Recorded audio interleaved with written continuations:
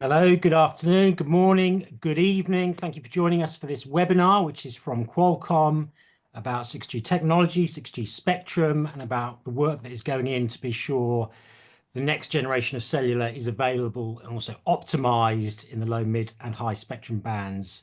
And over the next hour, Qualcomm will share its vision, views, and innovations for this kind of next era of wireless connectivity. My name is James Blackman. I'm an editor with RCR Wireless, and I'm here really to top and tail this session as master of ceremony, as it were, do the intros, the outros, and maybe pick up a few questions at the end. But just some housekeeping before we begin. This session is being recorded, as always, and the recording will be available on demand to registrants later today. The slide presentation will also be available after the event. We will have time, as I say, we think, to take questions. I'd encourage you to submit those at any time using the Q&A dialog box in the platform. We will go through them as we can after the presentation, last 10 minutes or so. And that is it from me, really, for now. I'd like to introduce you to your presenters today from Qualcomm. We have John Kuzin, who is Senior Vice President of Spectrum Policy and Regulatory Counsel at Qualcomm Incorporated, and Ting-Fang Ji, who's Vice President for Engineering and also Head of 6G Research at Qualcomm Technologies. So both, welcome. Thanks for joining us. I will turn my camera off and catch you at the end. But John, Ting-Fang, take it away. The floor is yours. Great. Thank you, James. And thanks, everybody, for joining this webinar. As you just heard, I'm John Kuzin. I oversee spectrum policy for Qualcomm worldwide, and I also represent Qualcomm before the FCC and I said Canada and North America.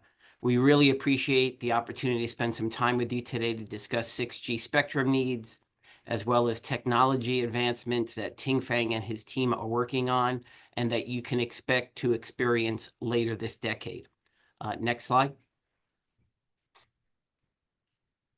So here are the main points we want to leave you with today. Point one, mobile data demands are not letting up.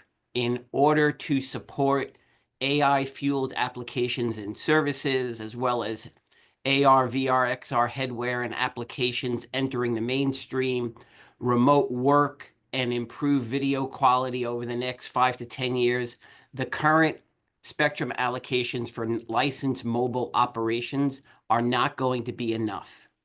Without new mobile spectrum, user experiences are going to suffer, and applications we rely on today to be responsive will be excruciatingly slow. Point two is the wireless ecosystem has been preparing for 6G since 2021. Qualcomm first met with government leaders and regulators about the need to open up spectrum for 6G in 2021, 3 years ago. Ting-Fang Ji's team has been designing 6G systems since that time as well. The third point is, in order to support the projected mobile data demands that you're going to see us present today, Qualcomm is designing the 6G interface with enhancements in antenna designs, as well as advanced modulation and coding schemes to improve and upgrade system capacity. Another key differentiator for 6G when compared to 5G is that 6G is going to operate in all spectrum bands. It will use low bands where 4G is deployed today, mid bands and millimeter wave that 5G uses today, as well as new upper mid-band spectrum in the 6.4 to 15 gigahertz range that we're going to be talking about today. It's going to operate more effectively in TDD mode in mid bands and millimeter wave bands, as well as improving FDD bands below 3 gigahertz. And point four is what Ting-Fang is going to cover. He will get into detail about what his team is doing for 6G technology development. Next slide. Next slide, please. Great, thank you. For those of you who may be unfamiliar with Qualcomm, I'll just briefly introduce us. We are a world-leading wireless chipset provider we design and sell RF communications chips with integrated microprocessors for all types of devices that you use every day: handsets, tablets, laptops, IoT devices that operate both in licensed mobile spectrum bands and chips that also operate in unlicensed spectrum bands and support Wi-Fi, Bluetooth, and UWB technology.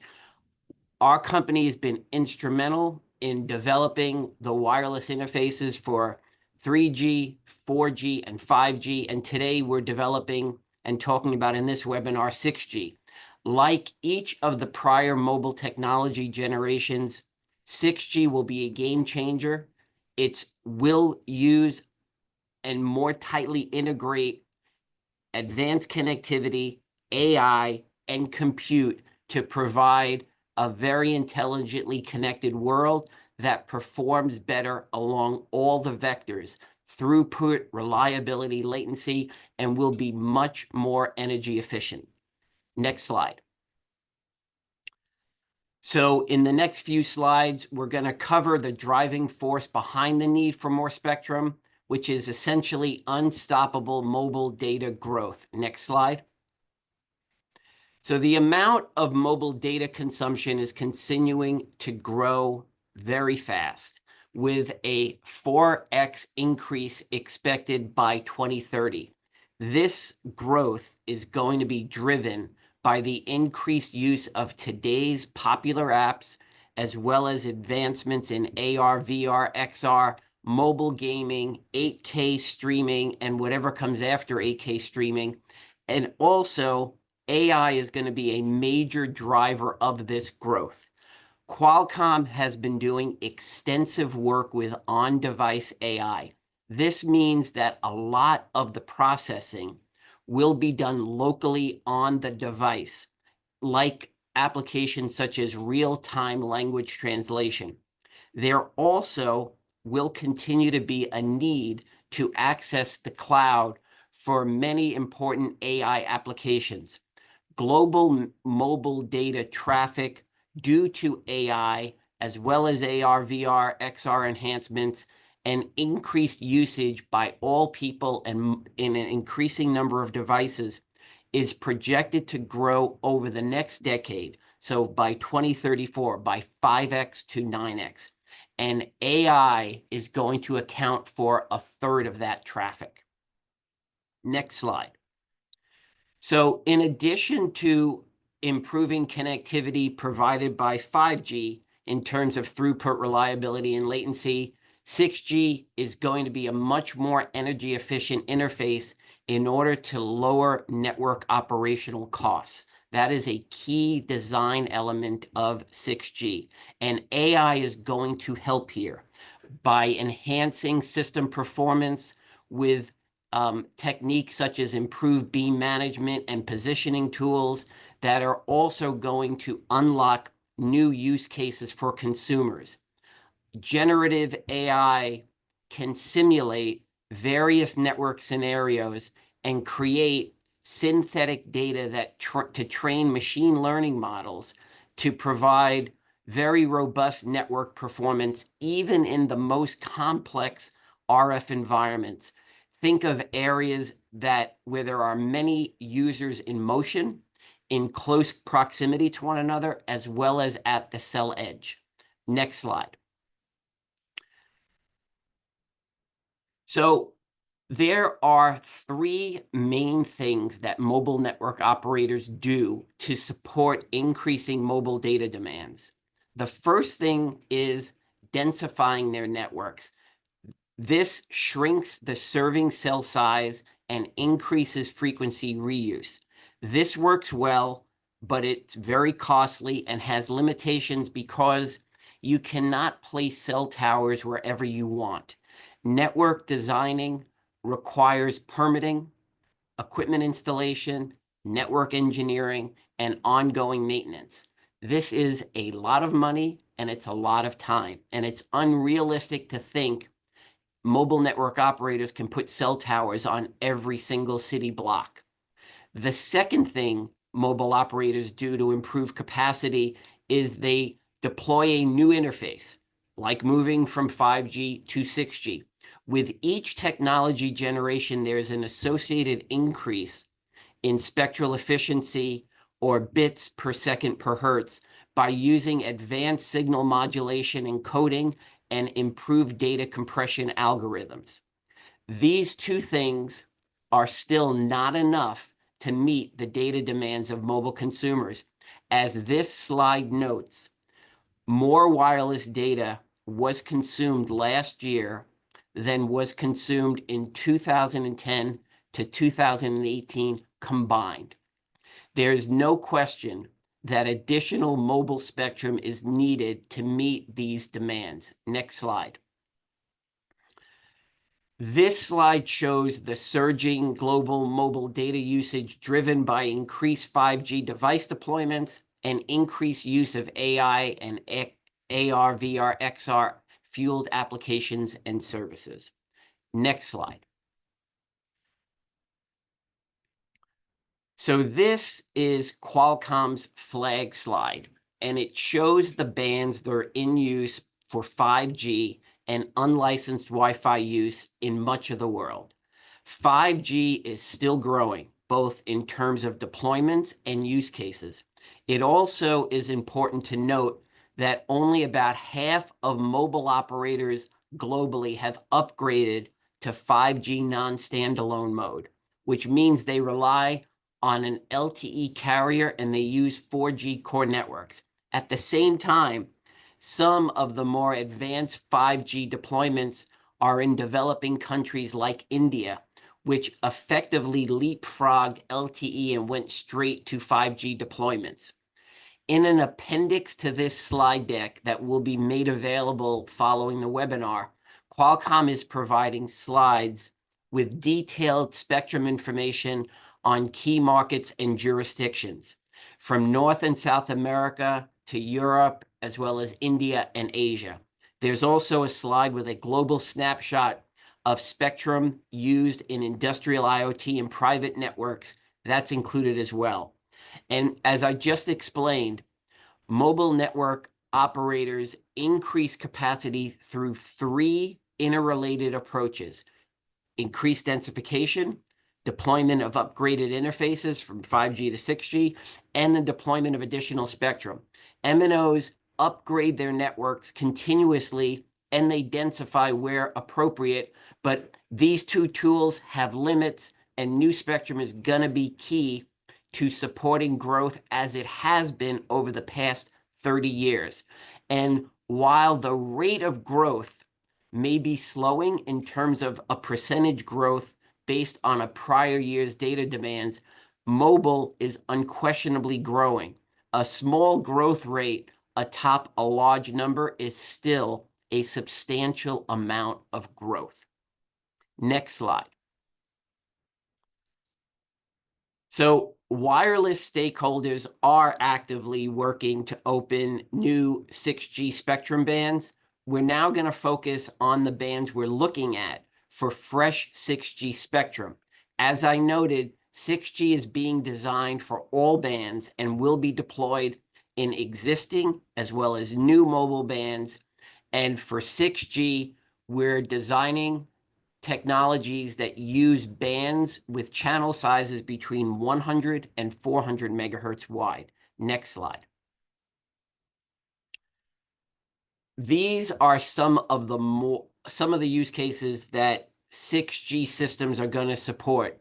This includes immersive communications tools, to more capable fixed wireless access services, to connected roadways.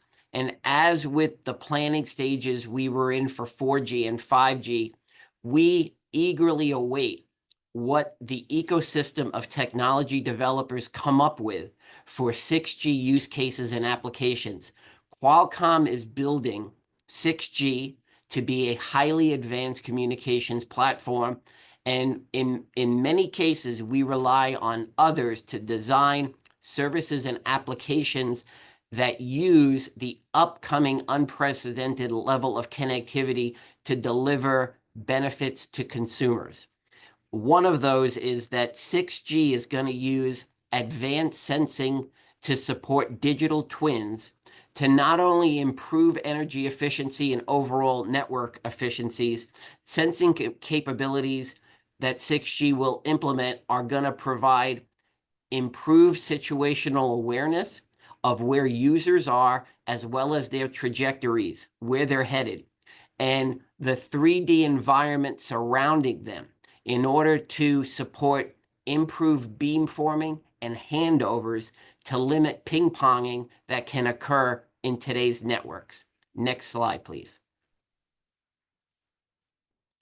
As I noted a few minutes ago, the process to open new bands for mobile operations takes years. Given that there is no greenfield spectrum suitable for terrestrial mobile operations, opening new bands requires more work.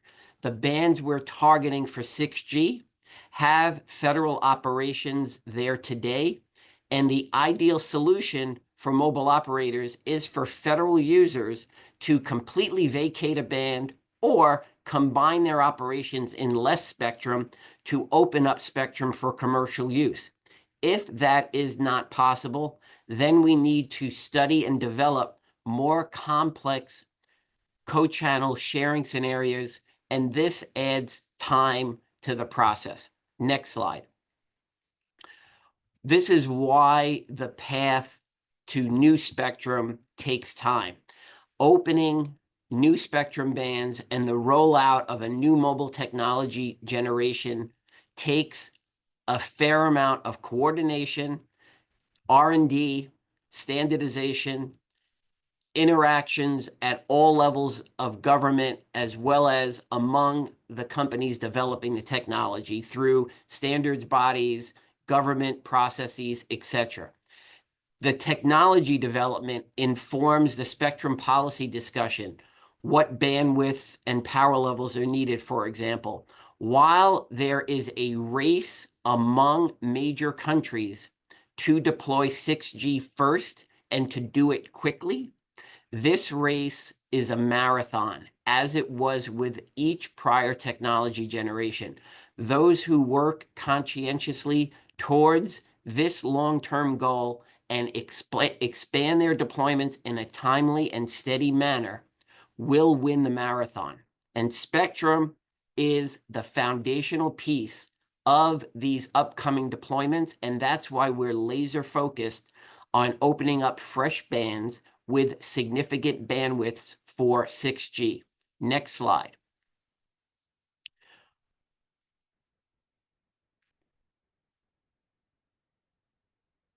One of the things that came out of the ITU's World Radio Conference 2023 was the identification of spectrum for study for 6G.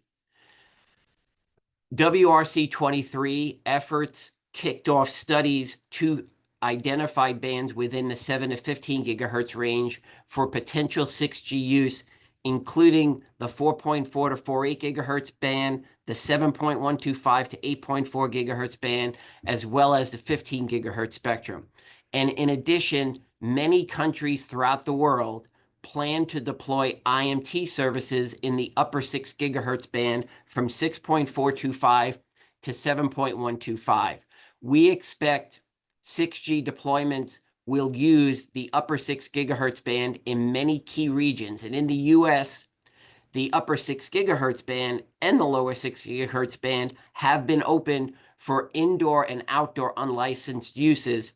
So the US is looking at opening spectrum above 7.125 gigahertz for 6G. Next slide.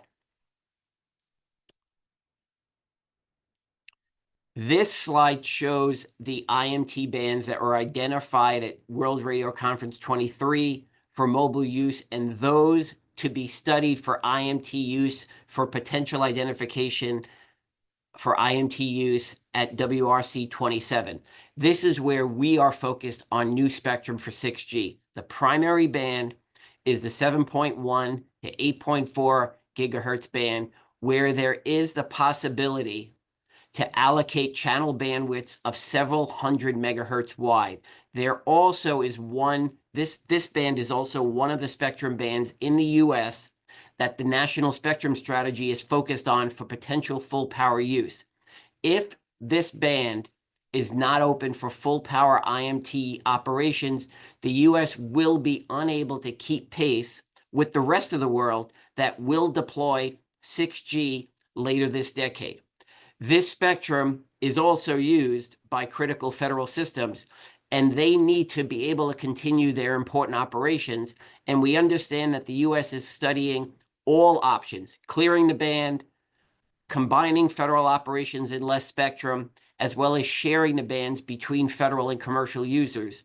Sharing is challenging, particularly when there are sensitive federal systems that do not want to disclose when and where they're operating. That said, the US will lead the world on 6G deployments if it's able to open up this band for full power mobile operations, which presently is the only band under study that can support wide channels that 6G needs in the midband.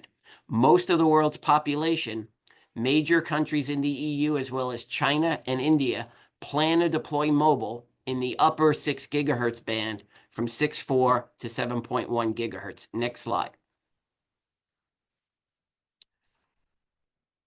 This slide lists the active items in the US relating to new spectrum bands. In the interest of time, I'm not going to go through this, but what I will say is Qualcomm has proposals for virtually all of the identified bands for the national spectrum strategy, and I encourage you to reach out to me if you want more details on any of our proposals. Next slide. So with this overview of the targeted spectrum bands and applications for 6G and the demonstrated need for 6G, I now am going to pass the baton to my colleague, Ting-Fang Ji, who leads 6G research at Qualcomm and is a vice president of engineering. He's going to get deeper into the technical details of 6G. Hi, everyone. Thank you, John, for the introduction over there. And yeah, for the next half of the presentation, I'm going to talk about the specific techniques that we're introducing in 6G to make this a reality. Next slide, please. As you are seeing here, this is the standard timeline in 3GPP, which defines 5G and will define 6G. So as you can see, we're at the end of 2024. By the way, happy holidays, everyone. And it will take a while before the first 6G release to be standardized. So which is, as you can see in the purple grid on the right side, ASN1, ASN.1 freeze, which is the official spec that you can implement against, is expected to be somewhere in 2029. So we have roughly 5 years between now, maybe between 4 to 5 years between now and actual 6G standard gets standardized. So at the meanwhile, 5G advanced is still being developed, and we do expect even further growth of 5G. And I think 5G has changed our life, although there are some skeptics saying that, oh, 5G is a disappointment. But just look at the data growth. Now, at 4G time, who has unlimited data with tens of gigabytes of usage every month? So 5G might not have made the operators' revenue grow a lot, but it changed our whole society. It changed our digital infrastructure. The whole US economy is growing is because of 5G to a big extent. So, so in 6G, the growth is continuing, and as John said, we really need to address that growth. And of course, we don't have 8-ball to see exactly what app will be the killer app. But as John outlined already, right, generative AI and all these new use cases, and I don't have my XR glasses here. These new use cases are popping up, and they all requires wide area coverage. So the only technology that can deliver that additional use cases and the capacity will be 6G. Next slide, please. So From our perspective, of course, 6G new spectrum is extremely important, but it's much more than that.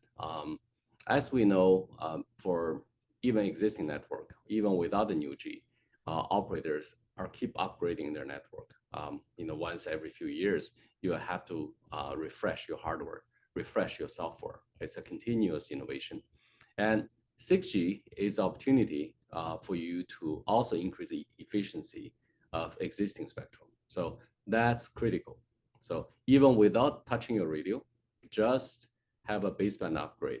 We expect significant gains, for 6G from just a hardware upgrade, or many of them a software upgrade. And of course, those upgrade and those efficiency increase. Say you double your capacity, which is a possibility in some band, but that's not enough. Because the growth we're talking about is between 10 years is in the last 10 years is much more than 10x, right? As you saw, John was showing it grow from I think it's almost 30x in the last 10 years. But even if it slows down, it's 10x. We still need a substantial amount of new spectrum. So how can 6G technology support this new spectrum, which is available at higher frequency? So we'll have new challenges. All right, next slide, please. So here is just an illustration of how different the spectrum will be put to use.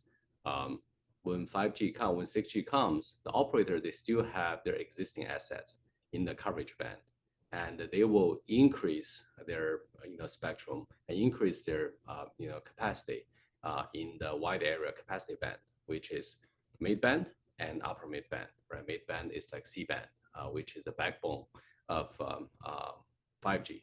Upper mid-band, as John has pointed out, is between 7 to realistically speaking, I think 16 gigahertz. That's where you can still make the coverage matching the C-band coverage. And then there is a capacity band, which is higher frequency millimeter wave, where you have gigahertz of spectrum and can deliver really great performance in hotspot. We need all these solutions, and also, as you see, we have a satellite illustrated on the slide, because for rural coverage, our satellite will also play a big role, and we'll touch upon it later on. Next slide, please. So this is a summary from very low frequency, below 1 gigahertz, to this new frequency to sub-terahertz.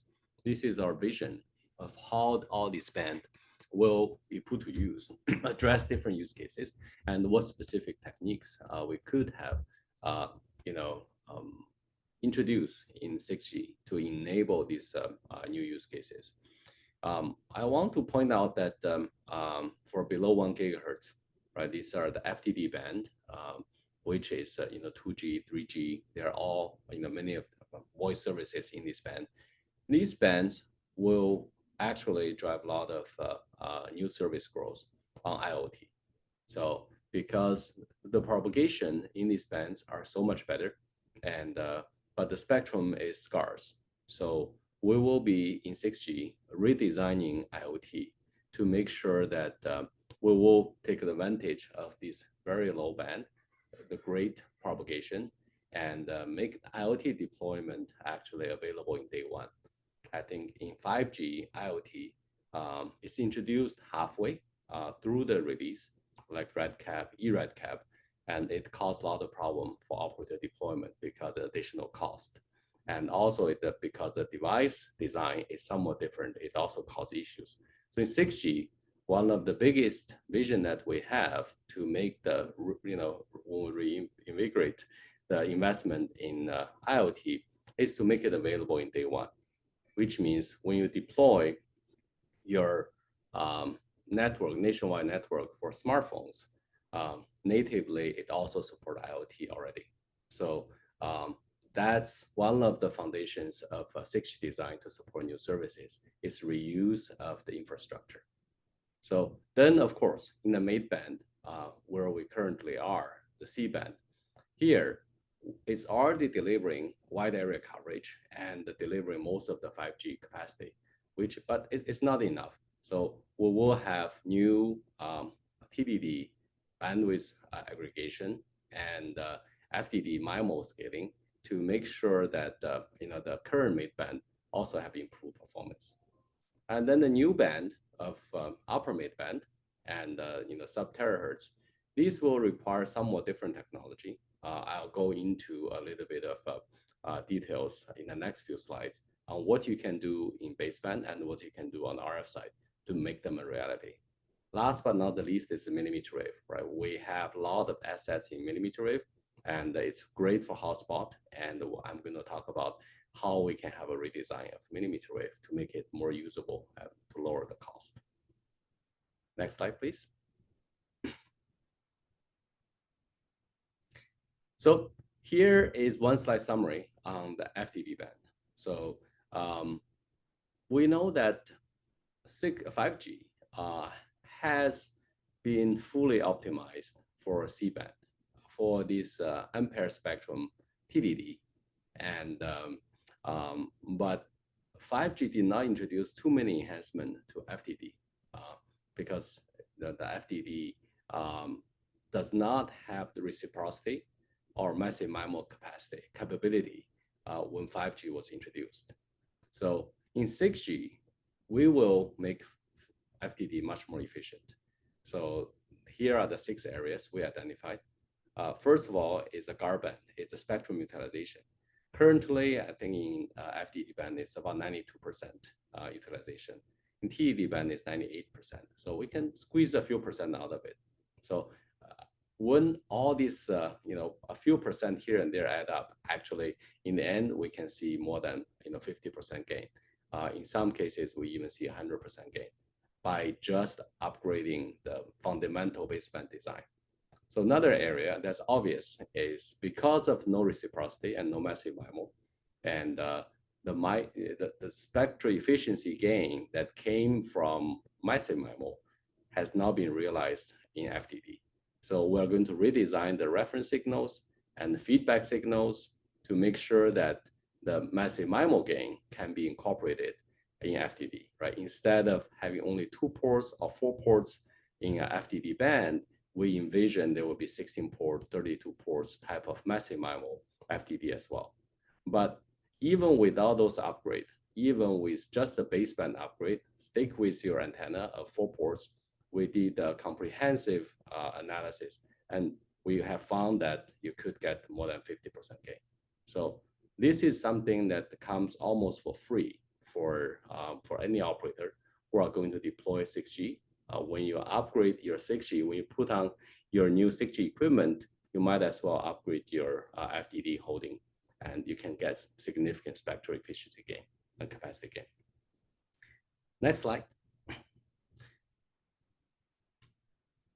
So in terms of C-band, what we really need to look into is also the spectral efficiency gain, but there's also a coverage question, right? The C-band indoor coverage is not the best. It still cannot rival the very low band of FDD coverage. So we will have new designs to bake in the coverage extension. So in 5G Advanced, actually many techniques were introduced, but they has not been implemented because it's introduced in the middle of a 5G, and it's just more complicated to more costly to deploy those features, and many of the users, legacy users, will not be supporting it. For 6G, we will make sure those coverage extension to be introduced in day 1, and also all the UEs will take advantage of it. On this slide, you can also see the last bullet on this complexity optimization. So why are we emphasizing complexity optimization is in all previous Gs, the Moore's law has been in full swing.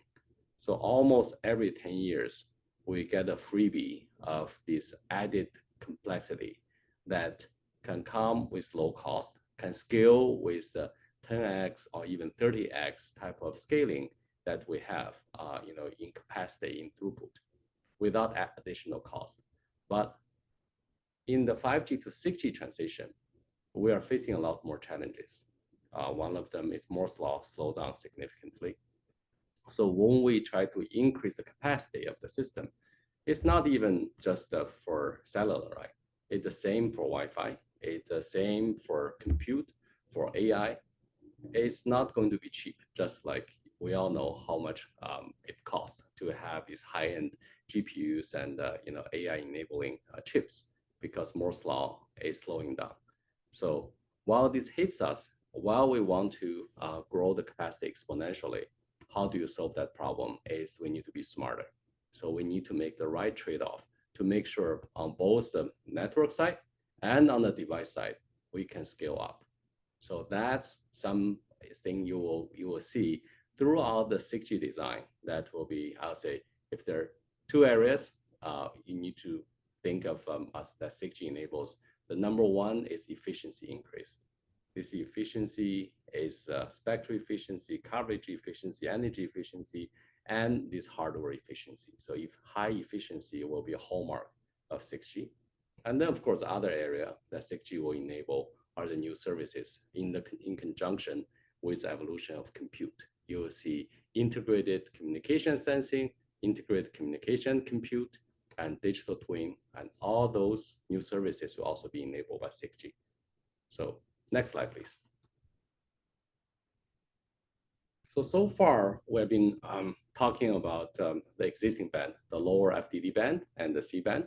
6G design will natively enhance the coverage across all bands. So because we're talking about the baseband approach, the baseband design, so it's applicable to all different frequencies. So we'll have new uplink designs, such as the native control and data bundling, which I mentioned, that was introduced in 5G Advanced but not implemented. This will be, even in the day one 6G, it will be enabled. So you will see this lower overhead, you will see this extended coverage. So each cell phone, essentially, your smartphone, will have the, we call it LPWA, low power wide area features that's typically you see in IoT devices. So that's fundamental coverage extension that we're going to bake into 6G. At the same time, on the downlink, we can also enhance the coverage. This is through enhanced, channel state feedback. As you know, beamforming is a key technology for massive MIMO deployment. So channel state information is critical. So there are many enhancements to the cell edge, reciprocity-based and non-reciprocity-based beamforming that will enhance the downlink as well. So with this baseband enhancement and also massive MIMO enhancement in the new band, we should be able to have a great coverage enhancement to all bands. So next slide, please. Here, what we're showing is upper mid-band. Co-site on the right-hand side, if you can take a look at the figure, we can have new upper mid-band radios on the existing, installed on the existing mid-band, say 3.5 gigahertz base station. They will have similar coverage.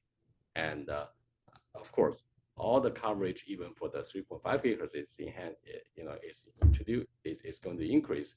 But what's going to come in is you have this new upper mid-band, which much wider bandwidth.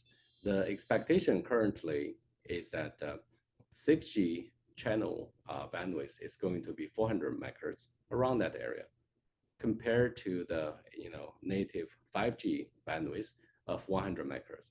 So that will give you 500 megahertz of wide area bandwidth when you aggregate them.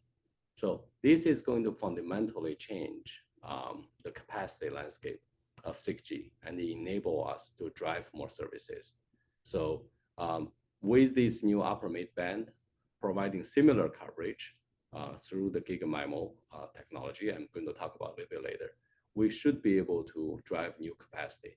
FWA is one amazingly successful example. Some of the operator is already sharing with us that half of their network capacity is used up by FWA. That's how much it's growing. It's fixed wireless access. And they expect this to grow even more. So of course, there are many other use cases like XR and intelligent services like AI type of services that will be counting on the upper mid-band to provide that service. Next slide, please. So here is just one simple example of what the analysis that we did. So we simulated these two networks. One is 5 gigahertz, 5G at 3.5 gigahertz only. Another is operator when they acquire this new spectrum and install this new base station. What you can see is that with this aggregated spectrum, there will be 5x network load increase that you can sustain at 100 megabits per second for the worst 10% of the user. So that's typically what MNOs care about, is guaranteed services. So if you want to provide a service of 100 megabits per second, you really want to see how many users, how much you can load the network before network get congested and fall below that guaranteed services. So our evaluation is that with this addition of 800 8 gigahertz spectrum, you could have 5x gain.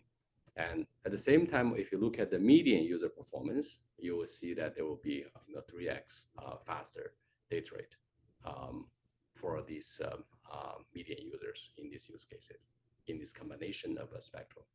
So with aggregation of the new spectrum and existing spectrum, we expect a huge performance improvement and the efficiency improvement for the operators. Next slide, please.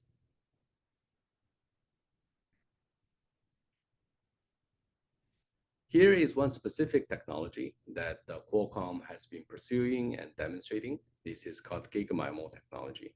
So we call this technology GigaMIMO because you have more than 1,000 antenna elements, right, in the base station antenna array. So typically, current system has somewhere between 100 to 256 elements in the C-band, base station. For the same size, same weight, same power consumption, we could pack in a lot more antenna elements. For example, in this 13 gigahertz demonstration that we had, we built the hardware which has 4,000 antenna elements. And because of this additional beamforming gain, we could recover the propagation loss associated with a higher frequency. So we are not advocating for 13 gigahertz here, but I think this is just the upper bound of the technology that Qualcomm is trying to prove out, like for all the upper mid-band up to probably 16 gigahertz, where the RF characteristics are changing in many different processing technologies. So up to 15, 16 gigahertz, we could actually provide similar coverage with similar size, weight, and power as C-band.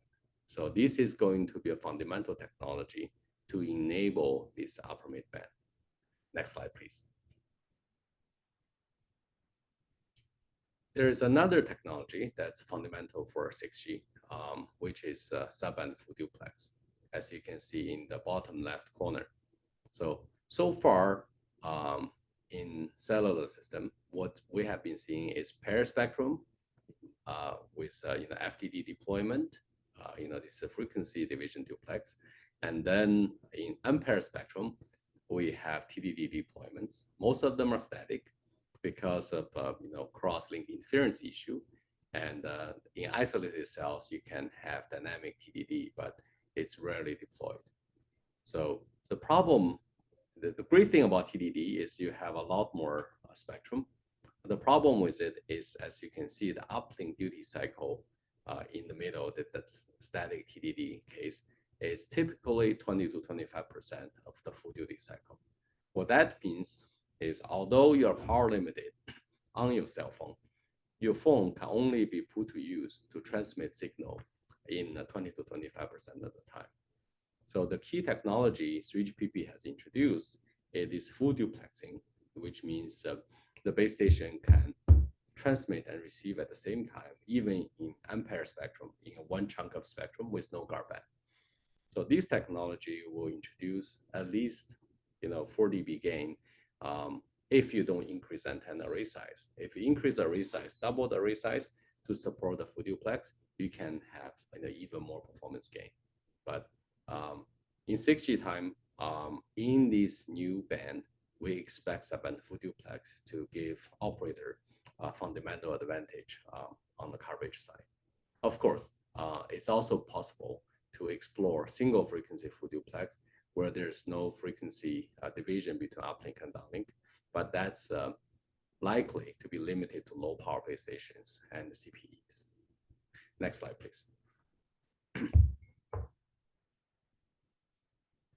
As I mentioned, millimeter wave will also be redesigned. So current 5G millimeter wave has not taken off in terms of number of subscribers and the amount of coverage we have. So of course, whenever new technology comes, it takes a while before the economy of scale, before the maturity of the technology can drive the wide deployment. So now millimeter wave in 6G timeframe would have been introduced for almost 10 years. We expect the technology to be more mature and the cost to significantly lower. So at the same time, in 6G, we also have a lot of lessons learned. So we will improve the coverage by better beamforming. Many of you probably have seen this beam management technology through machine learning, through AI, is giving you a huge gain. It can also save the device power and make the performance more robust. And to reduce the deployment costs, there are also a lot of optimization in network operation for millimeter wave. And with the introduction of relays and repeaters, you could further take advantage of millimeter wave. So we are quite confident when 6G comes, millimeter wave will be put to use and drive a lot of the capacity that's needed. Next slide, please. And we're not stopping at the millimeter wave. Sub-terahertz is another technology that Qualcomm has been exploring. So sub-terahertz will not provide the similar type of performance as millimeter wave, which has mobility and capacity.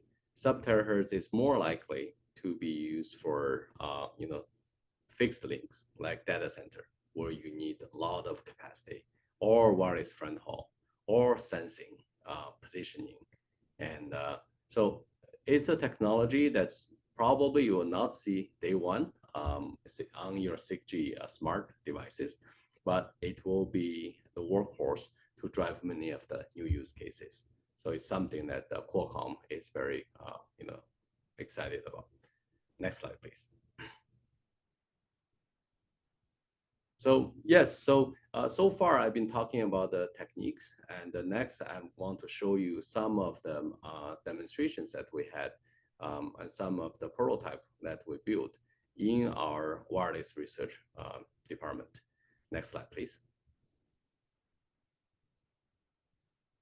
So when we talk about 6G, so far we've been focusing on spectrum.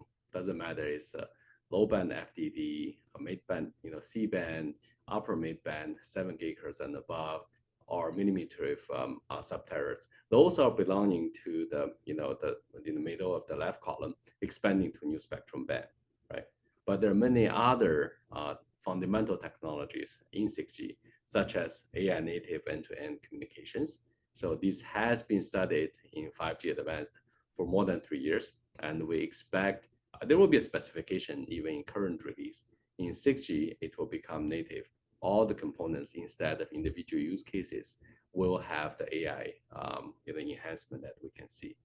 And we'll also have this new scalable network architecture because we are having disaggregation and virtualization of the RAN network. So it will allow you to deploy the network much more cost efficiently. So there are many aspects of it, and in Qualcomm research, we are looking at all of them. And on the next slide, maybe we can just go there. You can see that these are the videos that's actually available for all of you to, once you see this, get the distribution of the slide, you can go to this website. I think this is, some of them are Qualcomm research sites, some of them are YouTube site of the experimentation that we have been doing. So we, on the bottom, the second row that you're seeing are the existing 5G technology demonstration.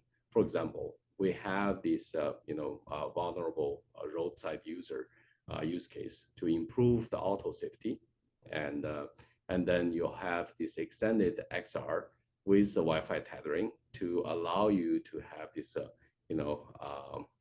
split rendering, give you much better user performance with XR. And you have wide area IoT and RedCap demonstration, where we have this narrowband deployment with mesh topology and precise positioning for tracking those devices. And then we have NTN, which is 5G, it's NR-NTN technology that's already in the specification, and we have worked with our partners both on the satellite side and on the gateway network side to show that 5G NR-NTN is ready to handle this ubiquitous coverage. We, of course, have broadcast as well as part of the 5G. Then we have foundational wireless technology demonstration.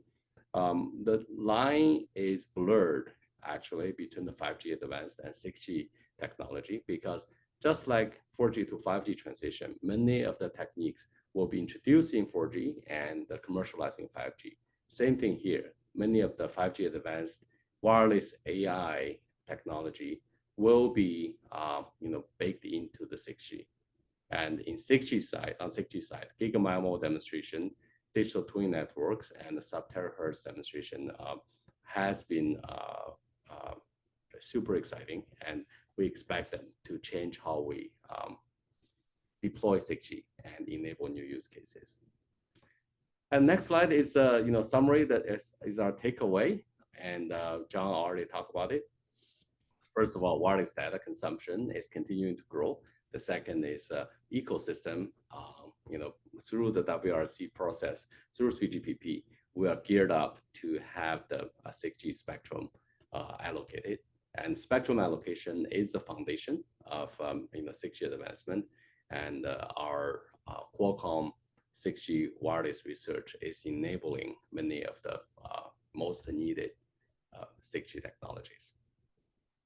With that, I think we can open for questions.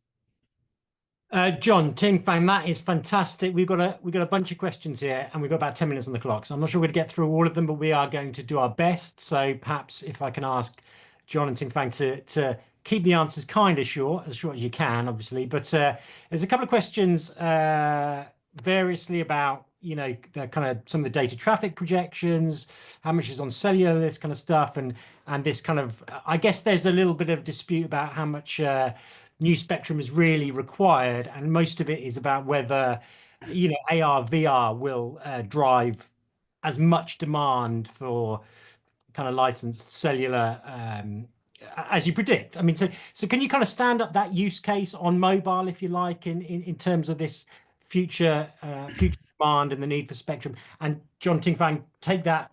Whoever fancies a shot of that'd be great. I'll let Ting Fang talk about a practical example, and then I'll yeah. add So if I necessary. think in terms of many of these are actually not the projections. These are actually happening right now, right in front of us. Like I said, the FWA use case is really eating up networks capacity. Operators really want to solve that problem. It's urgent. And then myself, I have a pair of Meta glasses. It's a sunglasses, so I don't have it with me, but I use it every single day. And I'm taking videos, taking pictures, and asking the AI assistants, actually, what am I seeing? How it is going to, how should I deal with the situation? So with these Meta glasses, right, this is just a starting point. With future AI glasses baked in, the AR glasses with augmented reality, I can just see more perception and more AI traffic that's going to drive up the capacity. So yeah, that's just my personal experience. I think we don't have a crystal ball, but Sure. I do expect this to pick up significantly. Sure. Okay. What I would add, James, is just briefly is, so Qualcomm loves all kinds of spectrum bands.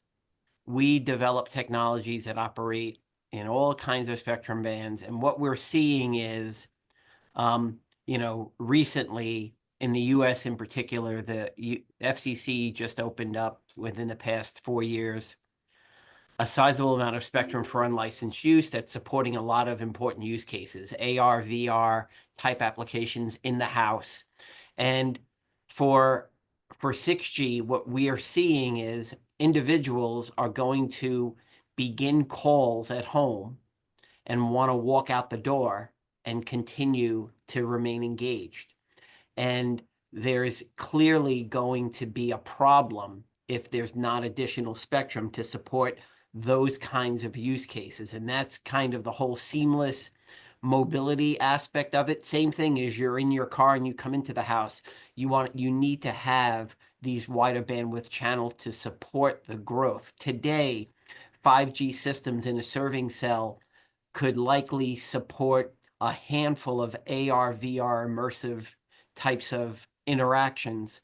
And 6G is going to amp that up in order to allow many more users outside to have those kinds of interactions. And it's very important that they be useful interactions because the technology is so critically important. There's so many useful aspects of AR, VR, XR that's kind of why we know that there's kind of currently an imbalance and that there is a need for more licensed spectrum in order to support this growth, basically indoors, outdoors, etc., where there isn't necessarily a fiber connection and a Wi-Fi access point. Yeah, okay. And just I'm kind of rushing because there's so many questions, but just maybe if I can combine a couple of things, kind of comments that have come in around how realistic it is to clear the whole of the 7.1 to 8.4 band, for instance. Somebody's, I think Dean mentioned that, and just generally, the prospect. It seems to me that it is a sharing exercise in lots of cases, and that's a likely scenario. At least, does the CBRS model inform some of the way this may go? You mentioned there also the full power mode of these systems. Does that make it different, for instance, to what is happening in CBRS? So if I can leave that out there, and if I can also just combine it with another question really about the use cases you listed. You had 8 use cases. A bunch of them were kind of enterprise focused. There was probably 5 or 6 of them were kind of broadly enterprise focused. A couple of them seemed like square private network type setup. So my second question is, how much of this is about the consumer and how much of it is about the enterprise? I apologize, that's long and rambling, but yeah. I'll take the CBRS question. I'll let Ting Feng address the second point. So essentially, the biggest problem with the CBRS model is that the cell sites, the small cells, are limited in power, and you're not able to deploy ubiquitously in an economic fashion with those power levels. That is why it is critical to have additional full power spectrum. If you look at the deployments of CBRS, they're very confined and limited. It's not a coverage band, and that is why the FCC has sought comment seeking to increase the power. So full power mobile is the way to provide coast to coast coverage in an economically viable fashion. Ting Feng, if you want to address the second half, please. Yeah, so maybe on the indoor versus outdoor, actually, if as far as user experience is concerned, it's not indoor versus outdoor. It's it's a continuum of user experience. You don't want to have a sudden drop of user experience when you go from indoor to outdoor. So that's sort of answer the question also on consumer versus enterprise, because even enterprise services, many of them you need to have the mobility, right? Say if you're tracking a package, you cannot say that, hey, I can only track it indoor or I can only track it outdoor. You need to have the continuous coverage. So that's where cellular comes in. It's provide the differentiation, right? Because cellular will guarantee that the user experience doesn't matter. It's a consumer or it's enterprise. So these out-to-in type of deployment allow you to deploy a network at substantially better cost efficiency. So that's why increasing spectrum is so much better compared to densification as far as operator cost is concerned. So maybe that's it's a fundamental driver. Why the spectrum is the fundamental driver of 6G. Yeah, I'm going to panic here because I've got 23 questions and zero time. But what I suggest is if you're listening, that maybe we can circulate these questions among the speakers and we can put them on RCR Wireless, the news website, and you can have the kind of considered answers if you like in writing. Perhaps we'll do that. But just I guess it's interesting for me, and this is kind of a general question to you both or whoever. If you can kind of if you look back at what we did with 5G, what the industry has done with 5G and what it did badly, what has to be put right with this? Can you ever give me a sense of that? So maybe let me put it. First of all, I would like to pat myself on the shoulder. 5G was not done badly. 5G actually drove up so many new applications, so much more data use, enabled so many new services, right? I'm not sure how much GDP growth of US is contributing to 5G. We did great on 5G already. 5G did not pan out in some of these in the sub-millisecond tactile internet type of use cases because communication is only a small part of a complete new use case. Even if we solve the communication part, the other parts still need to fall into place for the whole thing to work. So I think that's one part is that we sort of, when we designed 5G, we sort of thought that once we solve the problem, the use case will come. It's not that simple. So that's a lesson learned. And as I mentioned in my talk, for IoT, one big issue is that if you cannot share the existing network, the cost for deployment is so high.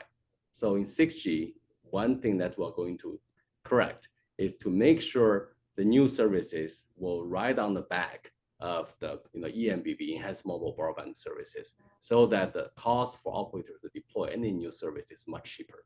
So 6G will be a high efficiency G, 6G will be a high efficiency G that support new services as well. So those are the main things that we're shooting for in 6G.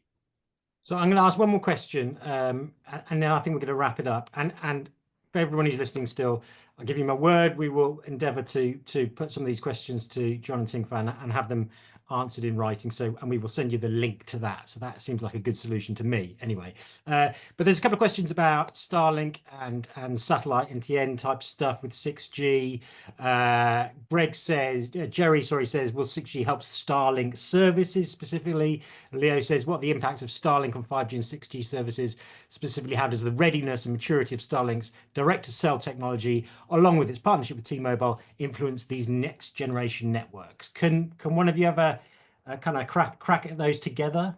Maybe I can say it first. Yes, the 6G NTN, even 5G NTN, is going to address Ka band, Ku band, where the Starlink is in terms of VSAT services, and certainly NRNTN is a standardized, global, harmonized ecosystem that can bring NTN services into your cell phone as well. Those are in the MSS band and in the existing cellular band. So yes, it will be one more option. If Starlink want to adopt NRNTN, that's great, or 6G NTN, that's great. But I'm not going to speculate here. I'm not sure, John, if you have a comment on that. John, last comments generally, or indeed on the NTN stuff? I don't have anything to add to what Ting-Fan said, but I want to thank everybody for joining. And like James said, we'll endeavor to provide responses to the questions in the chat. And, just thanks very much. Yeah, brilliant. Okay, guys, look, thank you everybody for tuning in. What a whirlwind tour. There's a lot in there, and I, genuinely, John and Ting-Fan, thank you so much for your time and your patience with us. Yeah, thank you all for tuning in. We hope you found the session useful, and we'll look forward to seeing you next time in 2025 after Christmas. Happy holidays, everybody. But thank you from all of us, and goodbye. Thank you. Happy holidays.